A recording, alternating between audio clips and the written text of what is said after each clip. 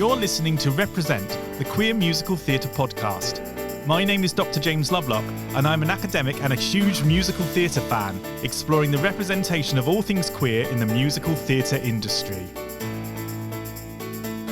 My guest today is the iconic River Medway, star of RuPaul's Drag Race Season 3 in the UK, and more recently, a leading lady as Ariel in the outrageous musical parody, Unfortunate, the Untold Story of Ursula the Sea Witch. We discuss River's unique pathway to representing their authentic self in musical theatre and talk about their upcoming role as Jem in Here and Now, The Steps musical. As always, you can follow us on your favourite podcast platform, and don't forget to share this episode on social media. Let's get started. Hello, I am River Medway, very happy to be here. I'm happy with all pronouns, however you want to call me. Excellent, thank you so much. So you've been very busy in the musical theatre recently. Yes, a little bit, yeah. And so I wonder if you can just say a little bit about what sort of things you've been doing, what you're up to, all of that kind of stuff. Well, I'm about to go into rehearsals for Here and Now, Yes. which is the Steps musical. We did it last year in Birmingham for a month, because obviously this is a brand new show. It's got all of Steps' fantastic music in. Sure, yeah. But it's not about Steps. I always have to tell people. I always say, as much as I'd love to be Claire, we're not pretending to be Steps. It's just using their music. People loved it last year. Yeah. Now we're going on this huge UK and Ireland tour in rehearsals from August. So great show. We've been doing a few musicals over the last couple of years. I did House of Cleopatra at Edinburgh Fringe last year, which was kind of like the story of Cleopatra but in a nightclub, and I was the host of the nightclub. Excellent. And then of course I did Unfortunate, which was the untold story of Ursula the Sea Witch. It's quite a mouthful, where I played Ariel, which is great. So I've just been sort of in this musical theatre world, which is where I think I belong, really. Yeah. And it's been wonderful to see you in those roles as well. And one of the things that I'm looking at in this podcast is what we gain from having roles for LGBTQ people, having musicals with LGBTQ characters and protagonists. And that's on all sorts of levels. It's on an individual level. It's on the level of what the queer community gain, but also what everybody else gains as well. So I wonder if you can tell me a little bit about your sort of journey into musical theatre, how you started it, and also perhaps what sort of roles you've been cast in and that sort of thing. Okay, so I would say the first time I did drag on stage was when I was about 15. Yeah. And it was at my local youth theatre, right? Okay, so I started doing youth theatre when I was, I don't know, maybe 10 or 11, because my parents just thought, oh my gosh, we need to put him somewhere, because he keeps putting shows on in the living room for us, so maybe we should actually take him somewhere to do, because that's honestly all it was. Started doing youth theatre, when I was about 15, one day one of my teachers or directors was sort of like, Dexter, right? That's my real name. I was like, Dexter, I think you'd be great in this character. And it was a female character in a show. I can't remember which one it was exactly, but I remember definitely playing the White Queen in Alice in Wonderland. Nice. Yeah. And it wasn't necessarily drag in the sense that we know it, or people know me for now. It was more of just, this is another character that I'm playing. Yeah. Right. I've always loved the costumes and the wigs and just transforming into someone else. It wasn't necessarily about creating a separate persona. It was always just about playing a character. Yeah. And I did that, sort of for a few years. When I got to 18 and I moved to London, when I went to train in musical theatre, it's sort of when I started going out in drag, sort of just for fun, right? And I actually forgot about this. I used to work at GAY on Old Compton Street, handing out wristbands for people. Lovely. And me and my other friend were both sort of starting drag at the same time, and we would just turn up to work in full drag. I actually can't believe I did this, because we weren't even performing, and we never got asked to do it, but we just wanted to be in drag so much. Yeah, we would go out in full drag to hand out wristbands in the middle of winter on Old Compton Street. So amazing. That's sort of how it developed, and it was always just something that I really enjoyed doing, but it was kind of happening alongside sort of my musical theatre training and stuff like that. And then when I was 21, I started going to this drag and burlesque night back where I'm from, actually, in Medway in Kent, at this venue called Poco Loco, and they have the Loco Cabaret, and it was not this sort of commercial drag that we all know. You know, it was this underground mixtures, burlesque and drag, and sort of everyone could be anything there. Yeah. And I used to go there, and I used to watch in drag as well. I wouldn't even be, and I used to be there and be like, guys, you have to book me for a gig. I was like, you have to get me in for a show. Like, I promise you, because obviously I hadn't ever done a drag gig before in that sense. I'd performed in drag on stage, but not actually as River Medway, which was sort of born around this time. Yeah. And one day, Luna, her name's Luna Howell, she was like, fine, let's get you in for a gig. When I was 21, did a drag gig, and I mean, I had a great time. Everyone loved it, you know, and from there I started doing, you know, little drag gigs here and there. I was doing drag in Canterbury at this night called Glitter Bomb. And then, if I'm honest, I could probably count on two hands how many in-person drag shows I'd done before I got on RuPaul's Drag Race. Amazing. If I'm honest, I honestly can't say it was more than 10. Yeah. So obviously I'd trained in musical theatre. I'd worked, oh God, I'm giving you my entire timeline. It's good. I'd actually worked at Disneyland Paris in character and parade as a parade dancer after I'd graduated from musical theatre. That was my first job. So I had worked, but not in drag, apart from these gigs, as I said, maybe less than 10 gigs in drag, really. And then it was lockdown, and I thought everyone was doing drag we were all doing drag in our bedrooms on like Instagram Live, like every single week. We would just be, because we just needed to do something, right? We were all sewing in our bedrooms and just going online just doing drag because we wanted to. And then the auditions came around for series 3 of Drag Race, and I thought, well, we might as well, you know, do my tape. Yeah. And then I just got on the show, to be honest, and it was sort of like I was put on this huge platform doing drag and being around drag at a standard that, if I'm honest, I wasn't at. So I sort of had to just make my way through and hope for the best and hope, you know, it led somewhere. Obviously, the rest is history when it comes to that. And then I worked in drag a lot. I got so many opportunities off the back of Drag Race, like more than I had ever imagined. You know, I worked a lot. I got a lot of tours, and I did a lot of these drag shows. And then I got offered Death Drop 2, which was the sequel to Death Drop 1, obviously, which did really well in town, which was a drag play. And I thought, this is amazing. Like, I'm going to get to do a theatre show in drag, which is basically where this all started. And I did that. We did it in town and UK tour of that. Amazing. I was like, okay, this is great, but it's a play. I was like, I need to be doing musical theatre. Like, this is, I've spent my entire life wanting to do musical theatre. I've trained in musical theatre. I love drag, but I need to be a part of something bigger, right? And I find that with drag and the drag world and the drag scene, it's great, but it can be very lonely, and it's kind of all about you. You're kind of turning up, and it's all about people loving you because you sort of create this persona, and it's like, no, I need to be a part of a show because that's what I really love. And then my agent is phenomenal, and he took me on for drag, but he's essentially a musical theatre and actor agent. That's all of his clients are actors. And that's why I thought it was such a great fit for me, because he also is Victoria Scon's agent, and she's also, you know, musical theatre queen.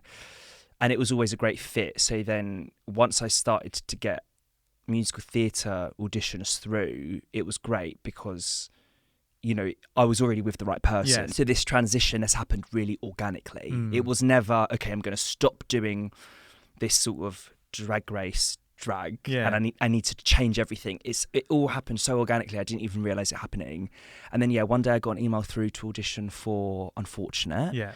Did you saw the show? I did see the show twice, I think. Originally, I didn't audition for Ariel because they were only auditioning sort of females for Ariel. It was never seen as a drag character. I originally auditioned for the drag character in the show, which is Vanessa. Yes.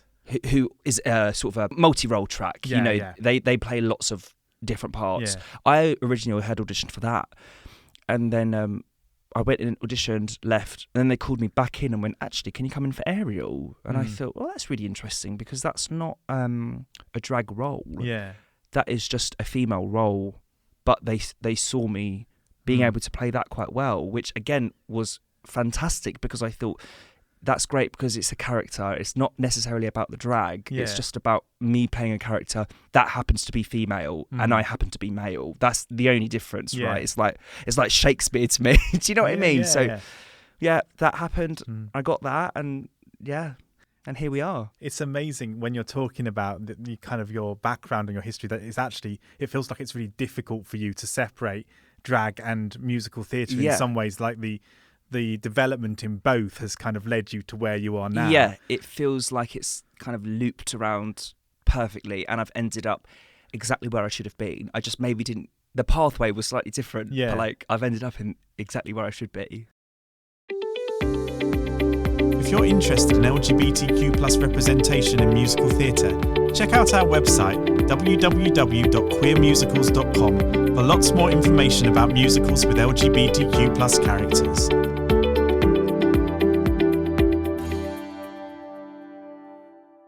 And I think the other thing as well that's starting to happen is that there are musicals now that have the sorts of roles that allow for not just people in drag, but also allow people to play their authentically queer selves.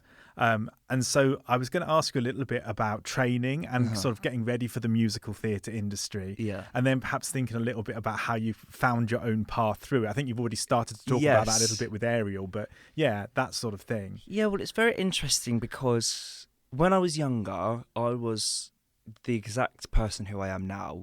So if you got me as a child and put it next to me as an adult, you would go, yeah, 100%, that's the exact same person, right? Yeah. There was a time, and a lot of people experience this, and especially sort of as an effeminate man, when you go to train, depending on where you are, and things are maybe a bit different now. I mean, I went to sort of musical theatre college, well, I went when I was 16 to 18 where I'm from, like local college, but then I went to, proper performing arts school when I was 18, which was in 2016. So I guess that was almost 10 years ago. Yeah. But I was sort of made aware very early in that training that it's fine to be who you are, but when you're on stage, you need to get rid of it. And I appreciate playing characters and I appreciate acting and I get that, but also it was almost to the point where it's who you are is great, but you're only going to work if you can play straight, whatever that means. By that, they mean your femininity cannot show through when you're acting ever. And I thought, okay, that's great, but I don't want to play those characters. But unfortunately, that was what most of the characters were. Or at least that's what you're made to believe they are. Yeah. And it was almost like, I mean, I had an agent tell me once, you will never work in musical theatre unless you can be butch. Like, quote unquote, like, quote. Yeah. This was when, I remember when I was in third year, you'd get agents coming in and audition you to get signed. Yeah. And I remember absolutely killing this audition, right? Like it was me and all, like, in my college, so amazing. I did everything so great. And the agents, it was a man, a gay, effeminate man, and a woman, right? She was loving me, right? And he was kind of fine. And they invited me into their office for an interview or a meeting, sort of the following week. And she loved me, and he was just sitting there going, you're so talented. You can do this, but you're never going to work unless you can play straight. And it's just the irony of someone sitting there. And I appreciate because he had trained us in musical theatre and obviously had been told the same thing, hadn't worked. So now he's on the other side of it, telling people what they have to be. And maybe for him, that is what it was like. And maybe he never could work. So for him, it was the only reason why I'm not working is because I'm effeminate, right? Yeah. That was his mentality. And I know 10 years before me, it was even worse, right? So I appreciate that. And I had that mentality. If I had kept that mentality, I wouldn't be working right now. And I've managed to find the roles that are right for me without having to change myself at all. Yeah. And those roles are getting more and more, Yes. we're seeing them come up more and more. And I've sort of just got this headspace of, I have to stay true to myself because that's the best version of myself. Yeah. And it's worked. And this is what I try and talk to people about a lot, especially younger people. Sometimes people talk to me and they ask me for advice, especially younger people in musical theatre who are training. I go to my old college a lot, not my college in London, the one from Kent, because they were a lot more accepting of sort of how I was. Yeah. I go back there a lot and sort of talk to the students because I'm always like, yes, you have to be able to not change yourself, but you have to obviously be able to fit into a lot of different roles and blah, blah, blah, blah. But I'm like, if you just find what you're good at and focus on that and focus on making that amazing, then there will be roles for you. You just have to be the best at them. Yeah. But that's got nothing to do with who you are as a person. That's just to do with your skill set. Yeah. And that you can work on, So I always say to people, don't feel like you have to conform. Find your lane and just be the best at it. Yeah, it makes sense. Yeah. I mean, you're absolutely right. I mean, as somebody who is a good couple of decades older than you, I think, and having I didn't even train in musical theatre because I didn't think I would be able to play straight, and the number of people I've spoken to, over the last 10 years while I've been doing this sort of research who've said the same thing as you and have said, specifically that there were performances that they did that they felt really proud of and happy with, and then had somebody come along and say, well, that's not the way we do it in this industry.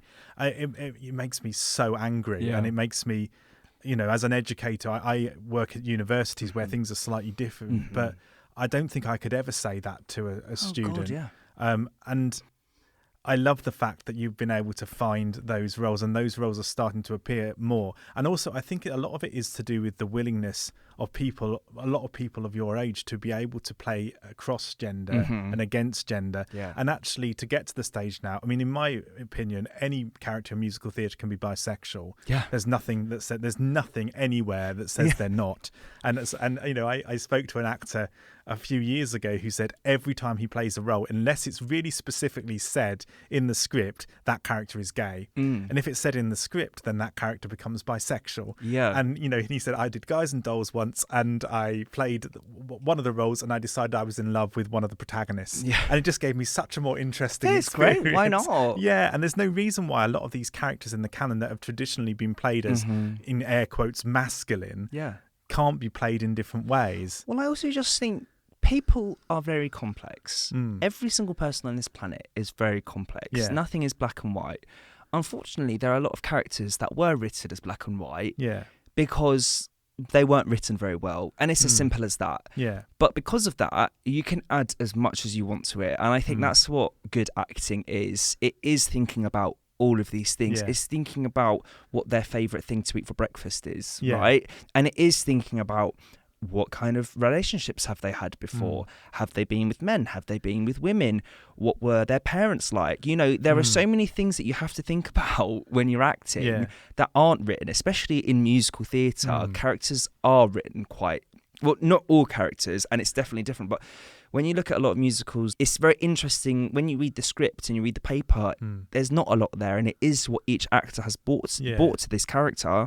And a lot of the time, what that actor has brought is themselves. Absolutely. Right? It's actually what the actor has brought to the character. I mean, when you look at huge shows like Wicked, right?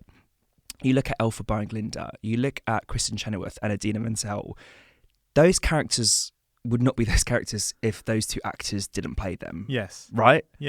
And I think people sometimes don't realise that. They think, no, they're just really good at playing that character. And it doesn't always happen that way. That what is on the paper is a lot of the time not super, super, super deep. Yeah. And it's what the actor has brought to that character. So why is it that if I'm the way I am as a person, why can't I bring that to a character that you might think is really, really butch just because you've seen a masculine actor play it? Yeah, absolutely. Do you know what I mean? I think that's one of the dangers as well. I mean, I think Wicked is a good example of this, is that I feel like the original cast had lots of space to be able to develop those characters. Yeah. But what happens sometimes in casting Wicked now is that people are looking for them not to play their own version of Elphaba and Glinda. They're looking for them to play Idina Menzel as Elphaba. And that's starting to change, and they're starting to cast things a little bit more differently now. And I've mentioned this so many times on the podcast that I'm sure listeners are bored of it, but there's a German version of Wicked, which is a non-replica production. Mm-hmm. And the actors do something so different with it. It was almost like Elphaba and Glinda are in love in that version. Mm-hmm. And I love that version exists. And it makes me think, oh gosh, I wish that, shows like Wicked and Les Mis and Phantom would start to allow those sort of things to be played with. And it feels like you're right, because it means if somebody has gone, this is a butch character, that people are caught in like a photocopier of having to replicate it. And it's not the most interesting way, I don't think, to keep a show alive. And also people swap and change how they're feeling and how they act every day. And and their sexuality and how they present themselves. Like, things do change and things are moving around all the time, but people, I guess, are scared of that because it also maybe they're scared of themselves. Yeah, I think you're right. And actually that kind of brings me on to something else that I was going to mention as well. And it comes back to when you're talking about that agent, actually, and thinking about that I'm probably a similar generation to that agent. And this is like such a recent thing. So I knew I was interviewing you and I thought, oh my God, I've never watched RuPaul's Drag Race. Right. And so I watched an episode last night. It's the first time I've ever watched it. And I was like, why have I not let myself watch this before? Because it's lovely. It's just like, it's a load of often gay men, sometimes, men of different sexualities. Victoria Scone is in that series as well. And it's such a beautiful thing. And I think it's because I've got an internalized thing of not being feminine and not wanting to equate homosexuality with femininity, which is just stupid.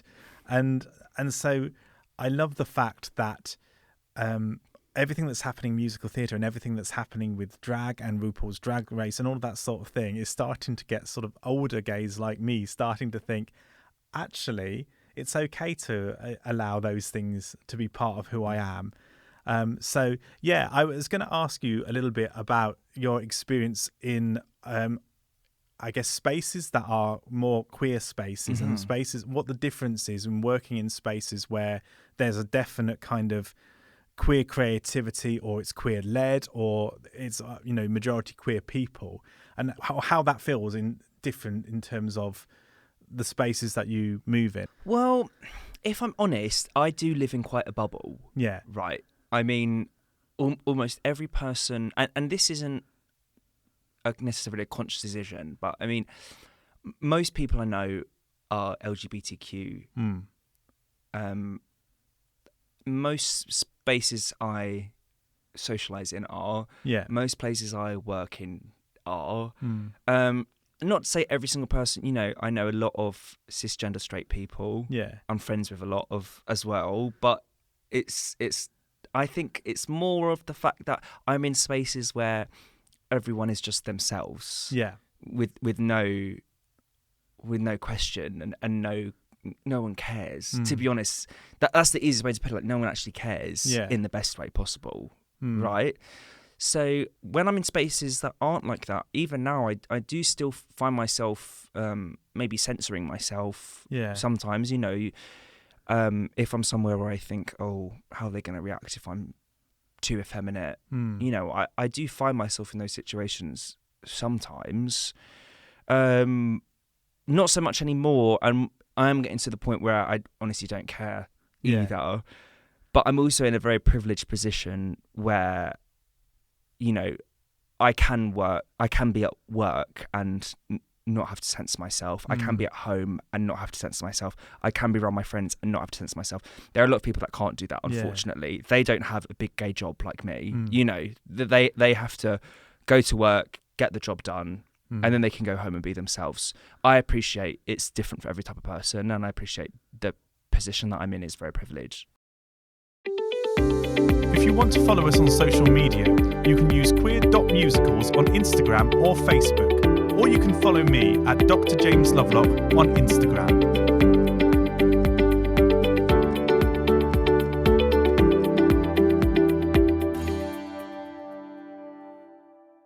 So tell me a little bit about Unfortunate, right? And being cast in that role, and then being surrounded by people who are multi-rolling, playing against gender, all that sort of stuff. How did the creative process work there? I mean, it was the exact right job for me at the exact right point in my career. Yes. Right? Everything fell into place so perfectly with that job. I mean, it was the first job that I had to audition for and I got. Yeah. So I really felt like I earned it, first of all, which was lovely. Because I was auditioning for other stuff at that time as well, and I just wasn't getting things. But I was auditioning for shows that I wasn't necessarily right for, but maybe they just had a drag element in it. Yeah. I mean, there's a very popular musical that has drag queens in it. Yes. Not Kinky Boots. Okay. Another one. Yeah. That I had auditioned for, and I kept going in for it. And there's these like 3 drag queens in it. None of them are right for me. Yeah. None of them at all. But I thought it was right for me because it was a drag part in a musical. Yes. And it's a tiny part in the show. It's not even about them drag queens. Yeah. And I really, really wanted it because I just wanted to be in musical theatre. Looking back now, I realise that was not the right show for me at all. I shouldn't have even been in there auditioning. I probably should have been auditioning for the lead character in it that isn't even... I mean, it's a boy, right? It's a male character. But in my head, and for me and my agent, it was like, I have to go in because it's a drag character, right? Sure. When Unfortunate came around, it was like, oh, it's a multi-role. As I said, I went in originally for a different character that was playing male and female roles. Sure, yeah. I went, I love stuff like this. Yeah. You know, I love being a part of a show where everyone is doing all these different characters and blah, blah, blah. Obviously, I ended up getting Ariel, which was still a multi-role character. You know, we were all on and off stage with a different wig on every 5 minutes. And I just loved it. I needed to be pushed so hard because I got offered a lot of jobs from Drag Race and I didn't have to work hard for things for a few years. And I do well when I'm really being pushed. Yes. I have to be pushed so hard. I have to be outside of my comfort zone. Yeah. And being in that environment really was pushing me. Yeah. You know, the really extensive rehearsal period. At the time, I was still living in Kent. So, you know, I was commuting into London every single day to rehearse for that show. We had all of these different characters that we had to play. And it was like, I love comedy and I love making people laugh. Like, I love to compare myself to a jester. Yes. That really is the only way. You know, I don't see myself as a model or as an artifact. I see myself as a jester. I am there to stand in front of you and entertain you. I'm doing it for you. You're not doing it. I mean, I get something back from it, but all I want to do is entertain you, right? And that's what I felt like on Unfortunate. It was such a fantastic show because it was just a bunch of crazy people. Yes. Right. All of us. Yeah. Just there being wild. Like, and that's the chaos it kind of needed to have because it is a chaotic show, right? And don't get me wrong, it was really tough. Yeah. Right? It was a really, really tough show because at the end of the day, it's your job. And we all had a lot of responsibilities to do. Yeah. But we all, at the end of the day, we all wanted to put on a good show. Yeah. And it was just so fantastic to be in that environment where you're learning songs, you're learning choreography, you're learning script, you're exploring these characters. I got given a lot of space to do my own version of Ariel. Yes. Because it had only been played by a woman. Yeah. In all its earlier iterations of it. But also, I don't think we ever made it sort of the gag that, oh, I'm a drag queen. Oh, I'm a man playing a woman. It was like never part of the script. They didn't change any of the script for me. They had to change the music, obviously, because they had to, move some of the music around. But they were open to that, Yes. This is another thing as well. You're always taught like you have to be able to sing things in the original key, and it's like, no, actually, if you're right for a job and you're the right fit for it, they will move things around for you. And that's such a common thing with musicals that are queer-led as well. Yeah. I found, I mean, so many people have come on this podcast, this series, and talked about jobs where keys have been moved around for them. And I have to say, I mean, there was a beautiful song in The Little Mermaid, which is Ariel's big solo called Where the Dicks Are, which is a hilarious song, but also where it fell in your voice was so beautiful. Yeah. And it was clear that it had been put in the place where your voice sounded just right. Oh yeah, yeah. And you know, and the kind of high note at the end, it was just in that right resonant place for your voice. And it was intentional. Yeah. You know, we all worked together to find the exact right place for me, you know. And I mean, every time I sang that song, I sang it from like, for Ariel, it was like true. Yeah.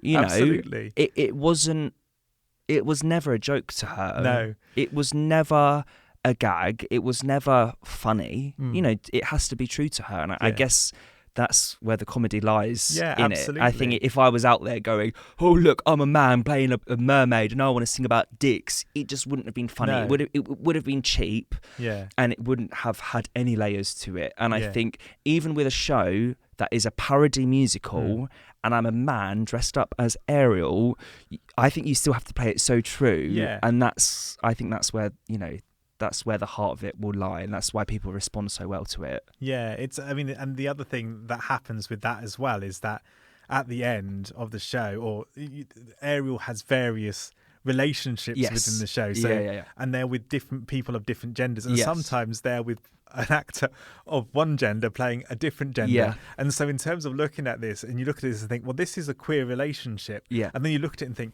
it's a queer relationship, but it's totally being played by completely different genders. This is the thing as well, because obviously with me and Jamie, who played Eric, that is the straight relationship in the show. Yes. But at the end of the day, that was two men kissing on stage. That was two men kissing every single night on stage.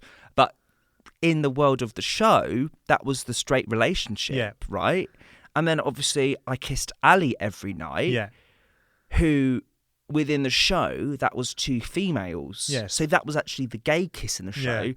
But that was also a man and a woman kissing, which in the real world was the straight kiss. But we never saw it as that. No. We would always say that was the gay kiss. Yeah, of course. And that Ariel and Eric was the straight kiss. Yeah.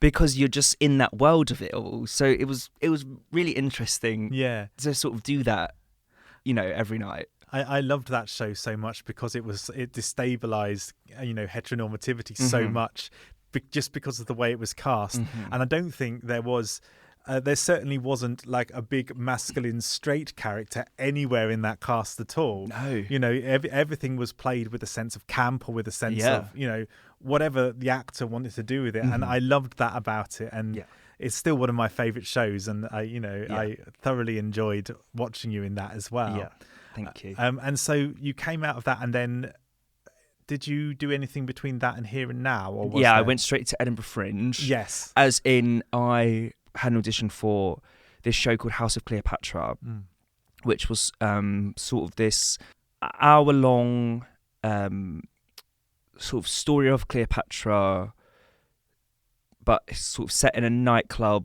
where the audience are sort of involved in it, and it's a big party at Cleopatra's house and sort of the fall of Cleopatra. And I was this character was in it, so they'd done it off Broadway a few years ago, and they decided to bring it to Edinburgh Fringe because they thought it was a good fit and it was the perfect place to do it.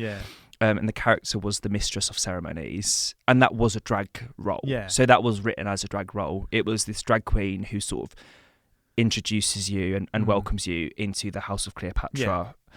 The music in that show was phenomenal. I love the music in that show. I auditioned for that, got it. And I remember I had to. We finished Unfortunate on a Sunday night in Wolverhampton. And I got the train straight back to London and was in rehearsals on Monday morning for House of Cleopatra.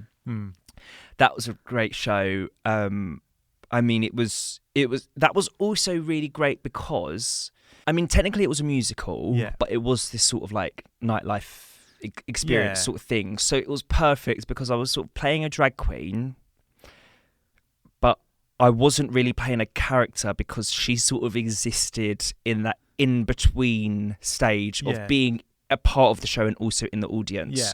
You know, she would sort of come up and do asides and do songs that sort of told the story, a bit like a narrator. It was just really, really fun because I got to take everything that I know from drag and from interacting with an audience, which is a skill you cannot teach. This is what I had to learn from doing a lot of drag as well. You cannot teach interacting with an audience. So I sort of was able to take all of that and then also take all the, you know, my musical theatre side and it sort of smushed them all together. So again, it was the perfect job for me, right? And I loved that show so much. And we did that all over summer in Edinburgh. I think I actually auditioned for Here and Now during one of my rehearsal days of that. And then I got that job. I think I got it about 2 days later, to be honest. It was one of those jobs where I was like, I'm sure I've got this job. And then I finished Edinburgh Fringe, went home for a couple of weeks and then went straight into rehearsals for Here and Now. So that whole thing was kind of back to back. One right after the other. Yeah. This series of Represent has been recorded at the Content is Queen studio in Somerset House. Content is Queen is a podcast agency and community made up of women, people of colour and LGBTQIA+ people who wish to connect, create and collaborate using audio and podcasting. For more information, go to contentisqueen.org. It's amazing you mentioned Cleopatra because I don't think I'd ever heard of that before you said it. Right. And one of the things that I've been doing on this series is been asking my guests to talk about shows which are which they've been in or they've workshopped or have done small scale productions of to try and get other people to interact with them and to listen to what they can or watch what they can online. And so that's definitely something I'm going to take away today and see what I can find from it. Well, I'm sure they did a recording of some of the music off Broadway. Yeah. A lot of the music then changed when we did it in Edinburgh Fringe, but I'm sure some of it is up there. But it was really great. Like I really loved singing it every night. Like really, really good. We had amazing choreographer and everything. And that was really fun because I'd never done Edinburgh Fringe before. Yes. I'd never even been to Edinburgh Fringe before. Yeah. Wow. Okay. So I had an amazing experience up there. And I mean, I always say I think maybe I had a bit of a bougie Edinburgh Fringe because I hear so many horror stories about like the digs and like staying in these horrible places and having to do leafleting and standing in the rain trying to get people to come to your show. I didn't have to do any of that. We had really great producers. It was actually Alchemation who produced like Devil Wears Prada. Right. Okay. So they looked after us really well.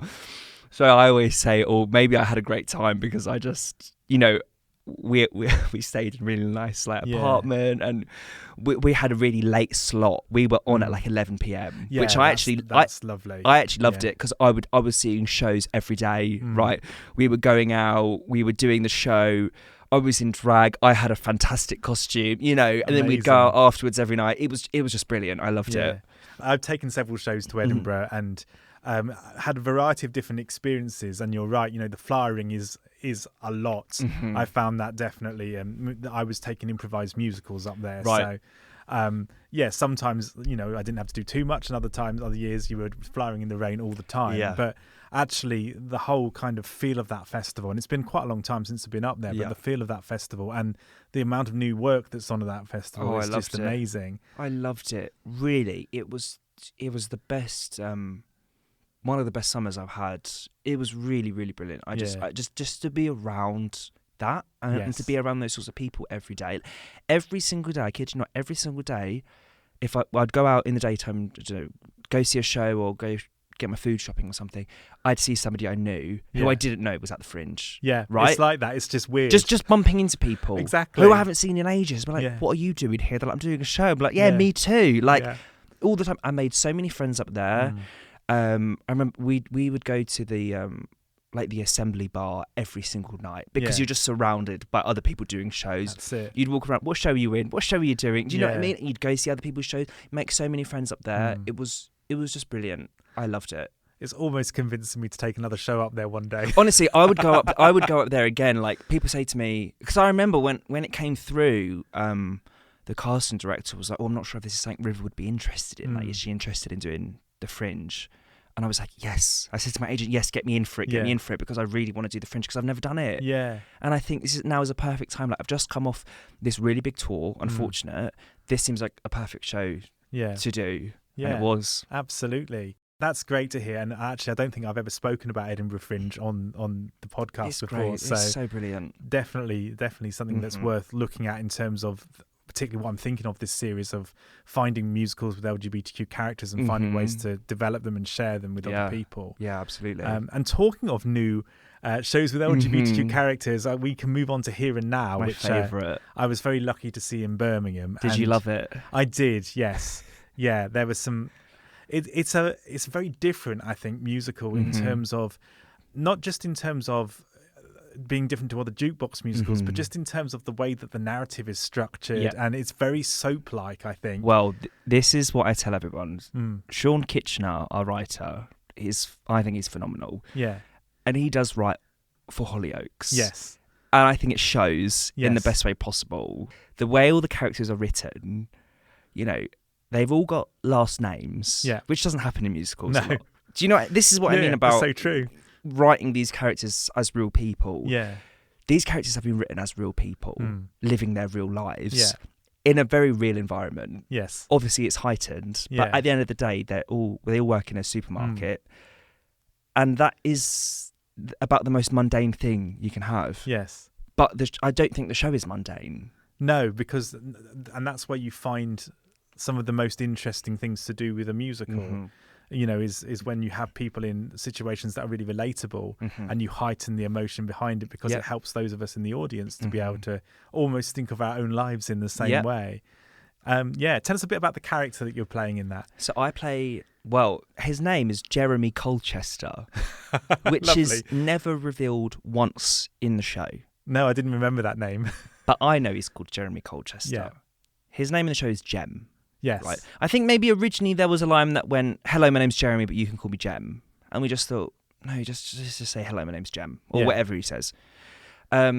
He is a customer in the shop, which is Better Best Bargains, which I always try and say what kind of shop it's like. I guess it's a little bit like, it's a supermarket, but it's also like B&M, or it's also like, do you know what I mean? They've got it's like it's a superstore. Yes, because they also sell washing machines there, so they've got everything. It's like Currys and PC World all together. Yeah, and it's like going to the big Sainsbury's. Yes, it is like one of the really big ones. So almost every single character works at that supermarket apart from Jem. Yeah. So he is the love interest of Robbie. Yeah. Who works in the supermarket. And Jem, I think, is the heart of the show, because I think he's almost the embodiment of what love is. Yeah. And that is love for yourself and love for someone else. Yeah. It's not necessarily about falling in love with people, which he does do. Yeah. But it's also just about love in every single form. And I think that he teaches a lot of people in the show about love, whether it's love for themselves, love for someone else, or being able to love yourself in order to love someone else. Yeah. Right? Yeah. Obviously, I don't want to give too much of the plot away, but he's also a drag queen. Yeah. Sorry, it's also this is the thing that is a part of it that is obvious, so I don't always talk about it because it's like it's almost what Jem represents, but also so Jem is also a drag queen that Robbie has seen, and that's why he approaches him, and they fall in love, and there's drama and blah blah blah blah. Yeah. Jem has a huge drag number in the show, which is my favourite number that I've ever performed in my entire career. Right, I wear the most fantastic outfit. I mean, my outfit is designed by Gabriella Slade. Wow. As in Tony Award winner for 6 costume designer Gabriella Slade. Do you know what I mean? So it's like, this show is such a big deal for me for so many reasons. But he sings this huge number. He sings Chain Reaction. Yeah. You know, he sings, we talk about love, love, love, right? It is just all about love. And I don't think anyone's sexuality is really mentioned in the show. But there are people of all different sexualities in the show. Yeah. It's never mentioned. There are people of all different ethnicities in the show. Yeah. It's never mentioned. There are people of all different body types in the show. It's never mentioned. And there are people of all different ages in the show. We never say, look at how inclusive we are. Look at this. Look at this. We're never on the nose about it. And you get halfway through the show without even realising, oh, this is all different types of people on stage. Yeah. But like, that is the world we live in. Yes. When you go to a supermarket, you do see all of these types of people, right? And you don't even realise it because the way the show has been written, it's so naturally, even though we do break out into song and sing 5, 6, 7, 8. But I always say every single person in the audience will be able to watch this show and see themselves on stage. I can't find someone who wouldn't be able to see themselves at some point relate to someone on stage. Yeah. And that's why I love it so much. And there is so much of me in Jem. Yeah. And there is so much of Jem in me. Yeah. And I think that's one of the things that I've been learning as I've been talking to people and to actors particularly, is that for so many actors and for so many actors who are LGBTQ+, it's been really rare that they've been able to find a character where they can see themselves, fairly fully in it. Yeah. And yes, of course, we all, people are actors and they can act different things.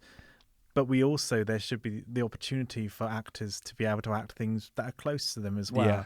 And I think straight people have that very often, and it's not even commented on. But then when you comment on it as an LGBTQ person, people think suddenly that you're not capable of acting. That's not what we're saying. No. But what is it that you kind of really draws you to that character, and what sort of things have you learned from playing that character? Well, what I will say is, I don't think I would have been able to play this character even 2 years ago. Yeah. I probably would have thought I could have, because you think, oh yeah, he's a guy and he does drag. There's something in the character that is he knows himself and he's not afraid of himself. Yeah. Which I think there are a lot of people that are afraid of themselves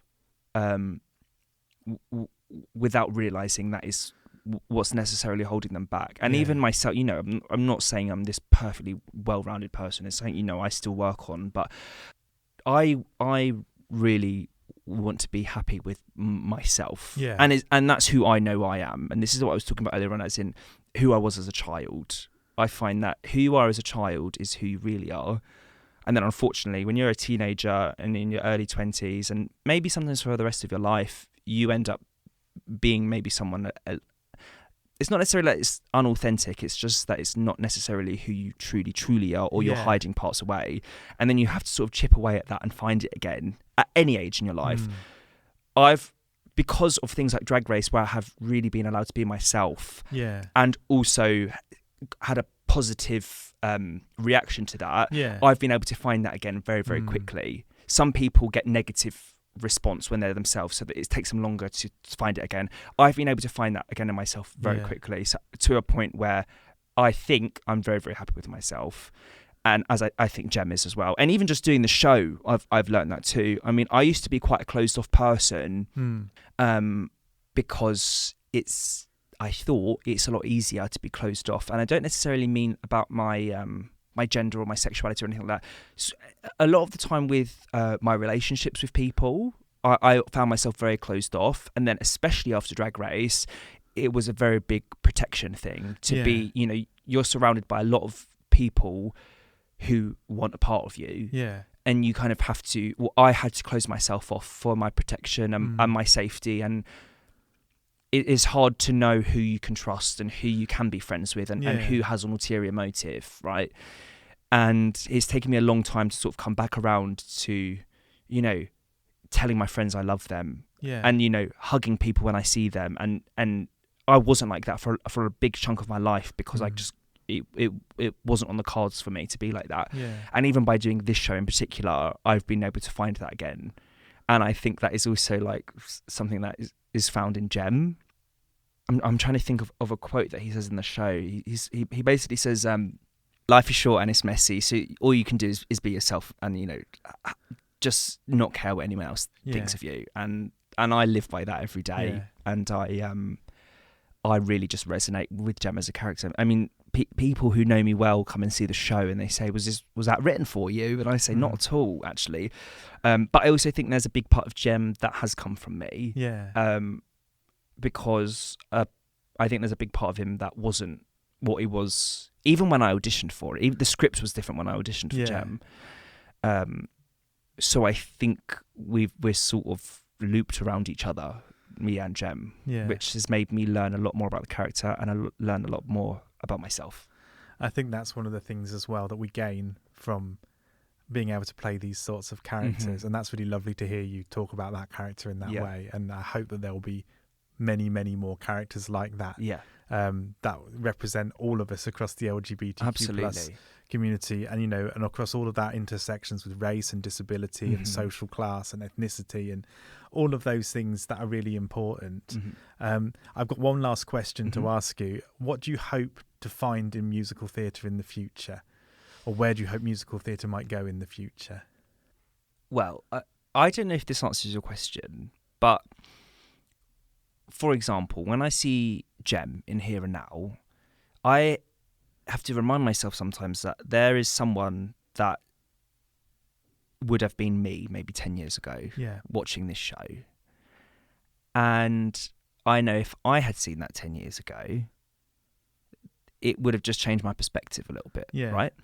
And I know that me being myself on stage, obviously acting, but it's representing a part of me, is going to change somebody's trajectory of possibly their life, right? If there is that for every single type of person in musical theatre, in some sort of show, then I think it is so much more powerful than people realise.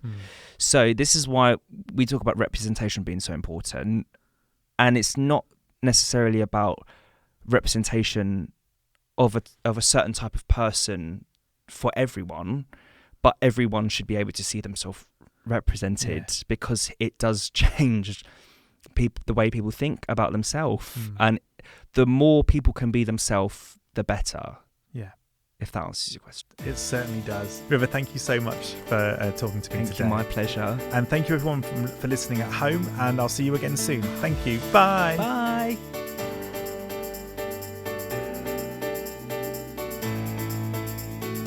Thank you for listening to Represent, the Queer Musical Theatre podcast. The research for this series is funded by the British Academy Early Career Researchers Network Seed Fund and supported by Sheffield Hallam University. The episodes were recorded at the Content is Queen podcast studios at the Makerversity at Somerset House. For more information, go to contentisqueen.org. Next week, we continue investigating Unfortunate, the untold story of Ursula the Sea Witch, a musical parody, with writer Robin Grant and performer Ali Dart. See you then.